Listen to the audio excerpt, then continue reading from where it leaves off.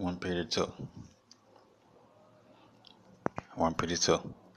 Wherefore, laying aside all malice, and all guile, and hypocrisies, and envies, and evil speakings, as newborn babies, desire the sincere milk of the word, that ye may grow thereby. If so be ye have tasted that the Lord is gracious, to whom coming as unto a living stone, disallowed indeed of men, but chosen of God and precious. Ye also, as lively stones, are built up a spiritual house, and holy priesthood, to offer up spiritual sacrifices acceptable to God by Jesus Christ. Wherefore also it is contained in the Scripture, Behold, I lay in Zion the chief cornerstone, elect, precious, and he that believeth on him shall not be confounded.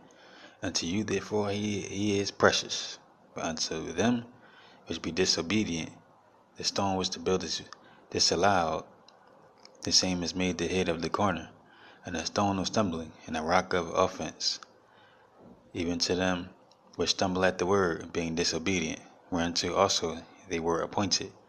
But ye are a chosen generation, a royal priesthood, an holy nation, a peculiar people, that ye should shew forth the praises of him who hath called you out of darkness and into his marvelous light, which in time past were not a people, but are now the people of God, which had not obtained mercy, but now have obtained mercy.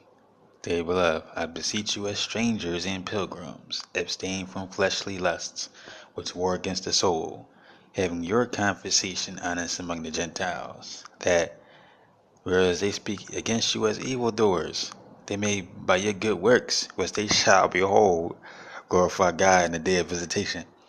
Submit yourselves to every ordinance of man for the Lord's sake, whether it be to the king as supreme, or unto governors, as unto them that are sent by him for the punishment of evildoers, and for the praise of them that do well.